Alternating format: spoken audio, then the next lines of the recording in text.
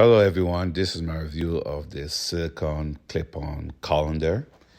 This is a colander that you can use on your pots, various different pot sizes, so you can strain out whatever you want on your pot, whether you're cooking noodles or rice. Maybe the holes might be a little bit too big for the rice, but definitely noodles and other things you can strain out with this. It's very simple to use. Just clip it on your pot and make sure you get it close to the edge and you're good to go.